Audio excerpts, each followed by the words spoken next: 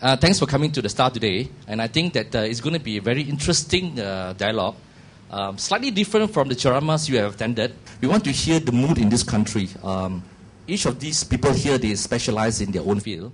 They will look things in a more rational manner and explain to us the implications in various particular areas. I will start off with maybe Mr. Karim.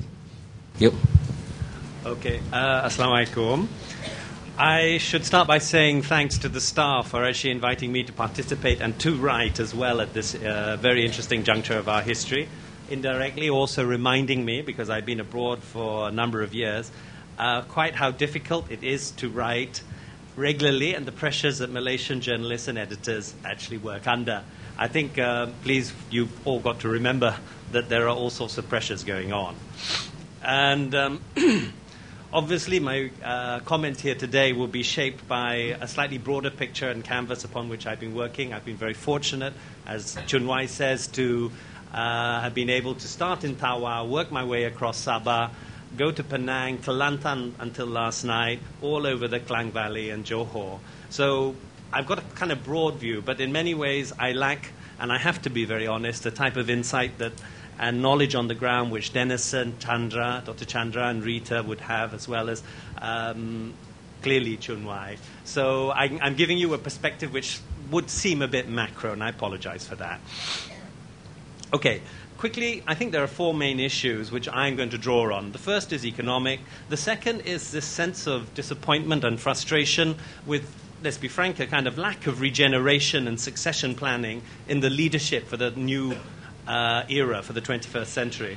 The third point I see is minority rights. What we're seeing is a movement away from the old paradigm of pressure on economic issues and for the distribution of the wealth to a greater and greater focus on social and political issues.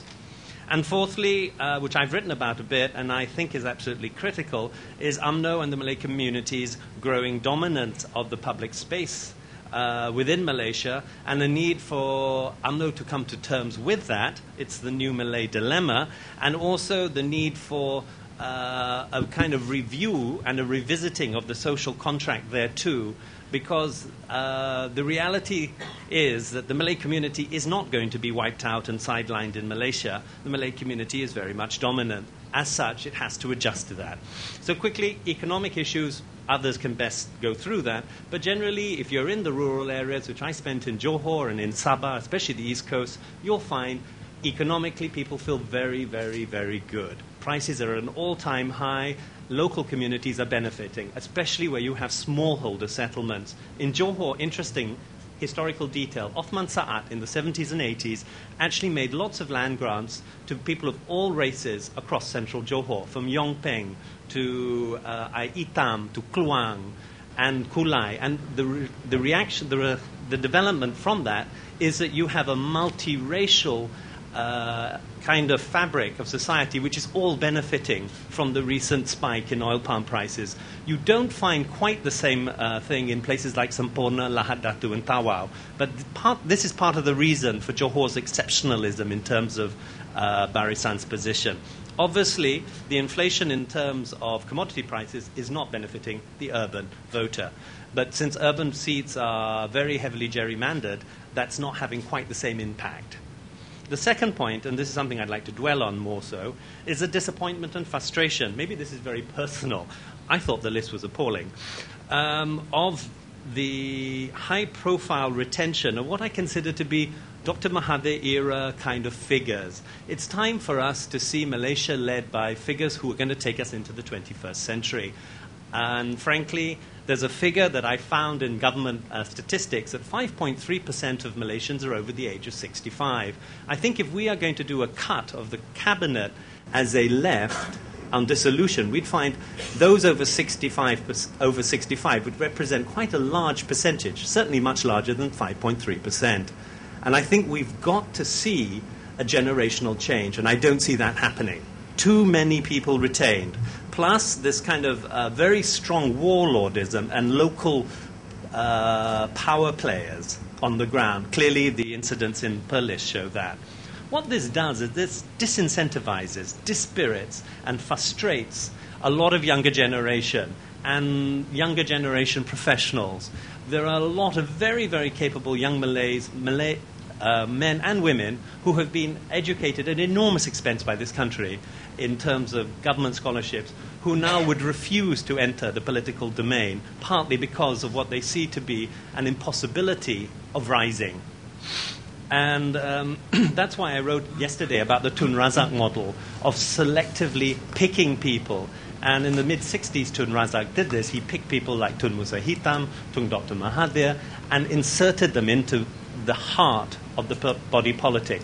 This is what needs to be done by the present leadership. We need to get a better spread of people leading this country. At the moment, we have got, I think, an elite which is far too old and far unresponsive to what is required on the ground. To add to that, there is this failure to deal with the growing openness of public dialogue.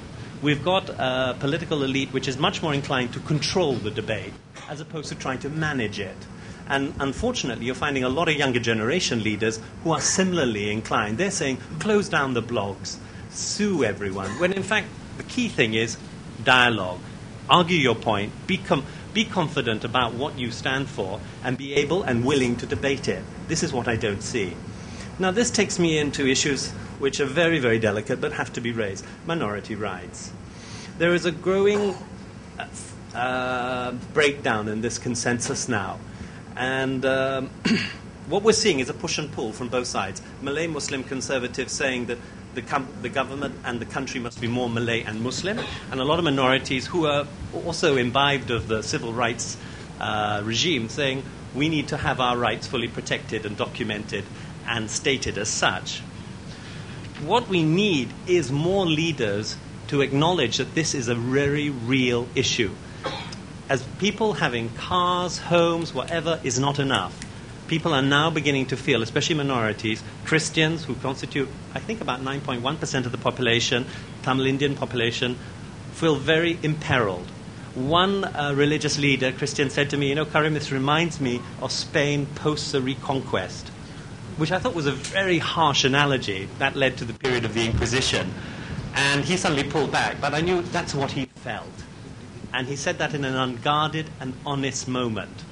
On the one hand, there's that view. On the other hand, there's also a sense of... Then he took it back and said, well, maybe it's like the wrong game. Two steps forward, one step back. There's a constant push and pull. And increasingly, this is going to dominate our public life. And we've got to get used to this. And we've got to have leaders who can cope with this. And this is where I say it comes back to regeneration. Leaders who can cope with this push and pull. Thankfully, there are those. I think Najib Razak, to my enormous surprise, made an unprecedented primetime TV apology to the Tamil Indian community with regard to temple demolitions. The Razak family are not known for apologizing for anything. For him to have apologized is extraordinary. And it shows that, frankly, some wrong has been done and it needs to be redressed. So I thought that was very good and statesmanlike of the DPM. Similarly, leaders such as Mayuddin, who come from a very Malay nationalist background, have been talking about the need to review and look at the social contract. I think because these leaders have children who are themselves not bought into what's going on in the country. So finally, the issue of UMNO's dominance. This is the new Malay dilemma. And this is where the challenges come. Because we've seen a push and pull within the minority communities, a sense of disenfranchisement, and a sense of isolation, and a sense also of being imperiled. One person said to me, a Tamil school teacher, I feel as if I'm on a bus, the bus is Malaysia, and I will be kicked off at any time. And I've never felt this before. So I feel as if I've been traveling around this country apologizing, because I am Malay, for what are the transgressions of my community and my leaders.